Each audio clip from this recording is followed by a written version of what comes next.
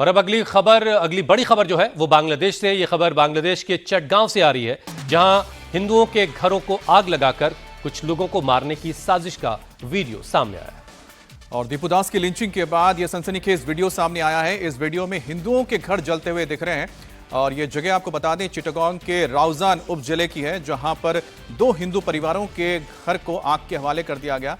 पीड़ितों का तो कहना है कि सोमवार को जिस वक्त घरों में आग लगाई गई उस वक्त लोग सो रहे थे। इस्लामिक कट्टरपंथियों ने घर के दरवाजे को बाहर से बंद कर दिया था ताकि लोग भाग ना सके। ये तो गनीमत रही कि लोग किसी तरह से बाहर निकलने में कामयाब रहे। 8 लोगों को जिंदा जलाने की कोशिश हुई थी, लेकिन ये लोग पिछले हिस्से की लकड़ियों को काटकर घर से बाहर निकलने में कामयाब रहे। इस आगजनी में 2 घर जलकर खाक हो गए, घर का सारा सामान जल गया, लेकिन अभी तक किसी कट्टरपंथी के खिलाफ किसी एक्शन की कोई खबर नहीं आई है।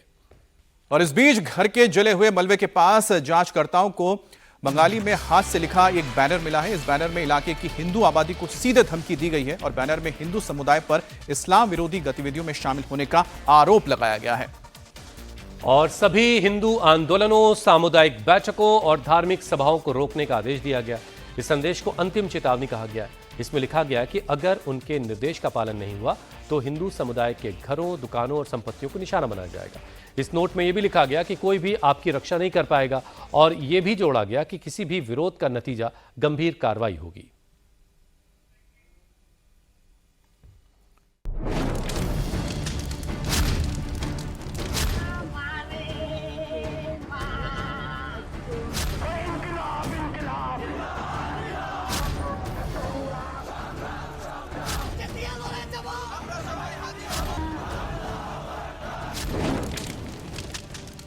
ये धधकते घर बांग्लादेश में हिंदुओं पर जुल्मों की नई दास्तान है। हिंदुओं को घेर कर मारने की साजिश की गई। ये तस्वीरें बांग्लादेश के चिटगांव जिले की हैं। गांव का नाम है बाकीपारा। ये इलाका रौजान उपजिले के सुल्तानपुर इलाके में पड़ता है। सोमवार को तड़के करीब 3:45 पर इस्लामिक कट्टरपंथियों ने हिंदुओं के घरों को घेर लिया, बाहर से दरवाजे बंद कर दिए और फिर आग लगा दी। घर के अंदर सो रहे लोगों ने किसी तरह अपनी जान बचाई। उसके बाद इन जले हुए घरों को देखकर इस महिला के सब्र का बांध टूट गया।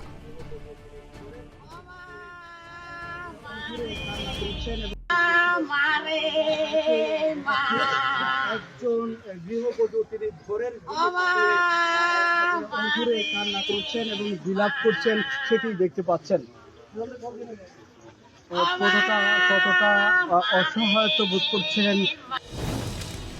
जिस वक्त हिंदुओं के घरों में आग लगाई गई उस वक्त घर के अंदर 8 लोग मौजूद थे। सभी लोग खाना खाकर गहरी नींद में थे कि अचानक आग लगा दी गई। बाहर भागने का रास्ता नहीं था, इसलिए बांस और टिन की दीवारों को किसी तरह से काटा और अपनी जान बचाई। ये घर दिहाड़ी मजदूर सुखाशील और अनिलशील के थे। दोनों दुबई में काम करते हैं।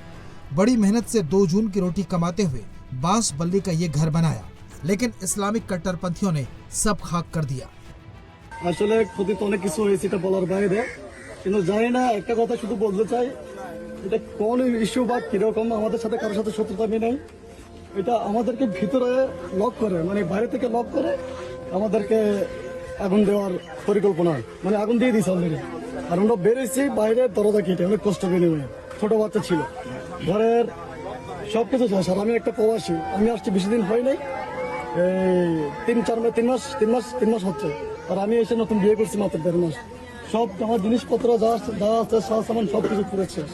হাঁস ছিল, হাঁস সব শেষ, মানে সবকিছু শেষ। আমার টোটাল ক্ষতি কত হবে? টোটাল ক্ষতি অনুমানে 15-10 লাখ টাকা এরকম, কারণ ক্যাশ ছিল 55,000 টাকা। অনেক কষ্ট বিনিময়ে বেরিয়েছি। বাইরে থেকে দরজা বন্ধ ছিল? হ্যাঁ, বাইরে থেকে দরজা বন্ধ ছিল। चिटगांव के ये जले हुए घर बता रहे हैं कि कैसे इस्लामिक कट्टरपंथी खुलेआम मौत का तांडव कर रहे हैं और बांग्लादेश की मोहम्मद यूनुस सरकार उन्हें शह दे रही है। इतना ही नहीं, बांग्लादेश में भारत के राजदूत को तलब किया जा रहा है। उसकी वजह है ये प्रदर्शन।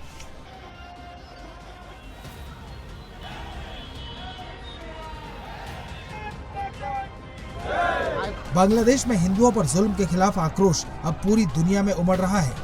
भारत के शहर शहर में गुस्सा है। यही तस्वीरें आज भी दिखने वाली हैं। आज मुंबई के आजाद मैदान में प्रदर्शन की तैयारी है।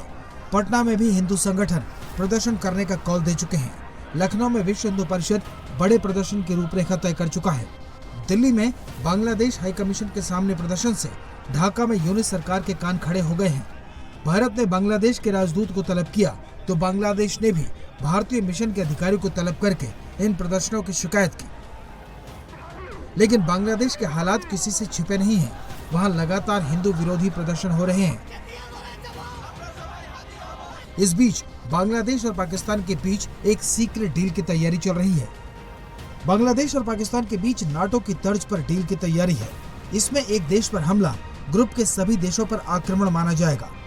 दोनों देशों के बीच इस समझौते पर फरवरी में होने वाले चुनाव से पहले दस्तखत की तैयारी चल रही है। पहले दीपू दास की लिंचिंग, फिर चटगांव में हिंदुओं के जलते घर और अब यूनिस सरकार का पाकिस्तान के साथ मिलकर ये षड्यंत्र साफ साफ इशारा कर रहा है कि बांग्लादेश में केवल कठपुतली सरकार रह गई है जो कट्टरपंथियों के आगे घुटने टेक चुकी है। और दिल्ली क्राइम ब्रांच की टीम ने सदर बाजार इलाके में छापा मारकर भारी मात्रा में नकली कोल्ड ड्रिंक्स बरामद की है और साथ ही एक्सपायरी बेबी फूड चॉकलेट में डेट बदलकर नया बारकोड लगाने और एक्सपायरी फूड प्रोडक्ट्स को खपाने वाले गैंग का पर्दाफाश किया है। ये जो गैंग है विदेशों से बड़े ब्रांड्स के उन प्रोडक्ट्स को हिंदुस्तान इंपोर्ट कर लेता था जो एक्सपायर हो चुके होते थे और या फिर जिनकी एक्सपायरी नियर एक्सपायरी के होते थे और फिर इनके बैच नंबर, इनकी एक्सपायरी डेट सब मिटा करके नए बैच नंबर्स लगा के नए एक्सपायरी डेट्स के साथ, नए QR कोड के साथ इनको नई पैकेजिंग के साथ बाजार में उतार दिया जाता था और यही आपके बच्चे इस्तेमाल कर रहे थे। दिल्ली समेत देश के बड़े मॉल्स और ऑनलाइन प्लेटफॉर्म्स पर इन एक्सपायर्ड प्रोडक्ट्स की सप्लाई की जा रही थी। पुलिस ने मौके से भारी मात्रा में फूड प्रोडक्ट्स बरामद किया है। 7 आरोपी भी गिरफ्तार हुए।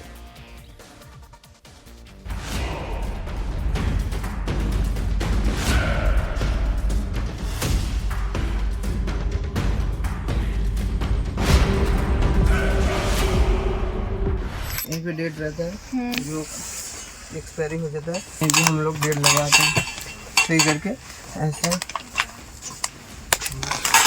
हम लोग सही करके ऐसे सही करके जोर से बोल, ऐसे लगाते हैं डेट। दिखा।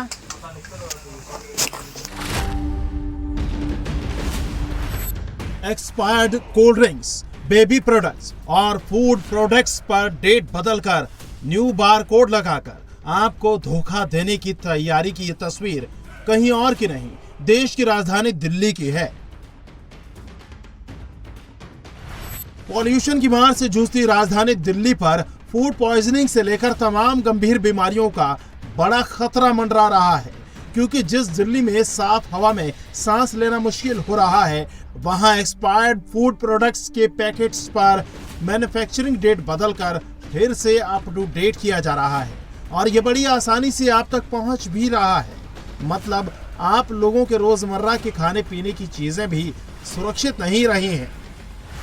राजधानी दिल्ली में बैठे सेहत के इन सौदागरों के यहाँ दिल्ली पुलिस ने बड़ी कार्रवाई करते हुए नकली फूड आइटम बनाने और बाजार में खपाने वाले गिरोह का पर्दाफाश किया है। पुलिस को लंबे समय से सूचना मिल रही थी कि दिल्ली और आसपास के इलाकों में सस्ते दामों पर फूड आइटम सप्लाई किए जा रहे हैं जिनकी क्वालिटी संदिग्ध है। इसी इनपुट के आधार पर पुलिस ने छापेमारी की योजना बनाई। पूरी तैयारी के साथ क्राइम ब्रांच की टीम ने मंगलवार को दिल्ली के सदर बाजार इलाके के एक गोदाम पर छापा मारा। पुलिस ने मौके से 7 आरोपियों को गिरफ्तार किया है और 2 गोडाउन सीज किए हैं।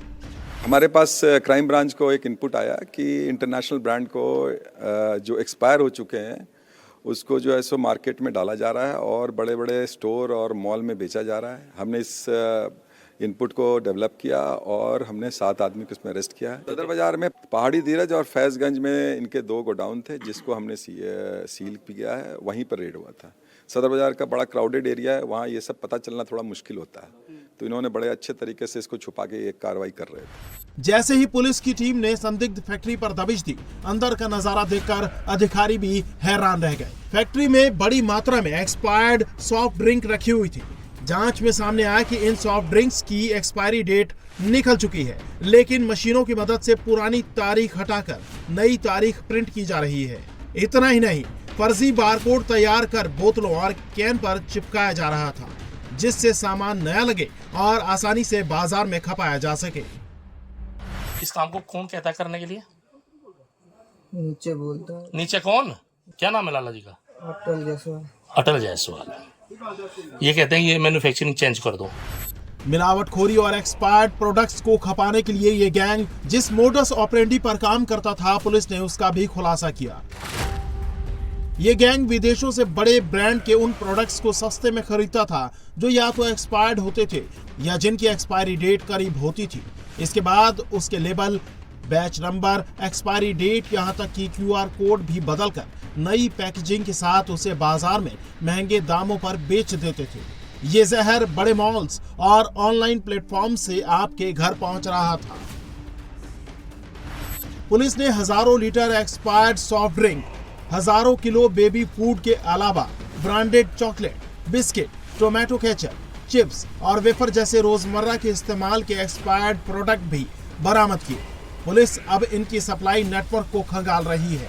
चलिए अगली बड़ी खबर का रुख करते हैं। कड़ाके की सर्दी के बीच कश्मीर और हिमाचल प्रदेश में सैलानियों की भीड़ लगी है। बड़ी संख्या में सैलानी बर्फबारी का मजा लेने के लिए वहां पहुंच रहे हैं। कई फीट बर्फ से लदे कश्मीर के टूरिस्ट स्पॉट सैलानियों से गुलजार हैं। गुलमर्ग इन दिनों तो विंटर वंडरलैंड बना हुआ है। कश्मीर में गुलमर्ग से लेकर कुपवाड़ा और पुंछ तक सब कुछ सफेद नजर आया। हिमाचल प्रदेश के टूरिस्ट स्पॉट भी सैलानियों को बेहद लुभा रहे हैं। शिमला, मनाली, रोहतांग में भारी संख्या में टूरिस्ट स्नोफॉल देखने पहुंच रहे हैं। और देखिए किस तरह से जो वाटरफॉल यानी कि जो झरना है अब वो ठंड में जम गया है, बर्फ बन गया है। अब ये भी एक बड़ा आकर्षण का केंद्र बन गया है यहाँ पर पर्यटकों के लिए।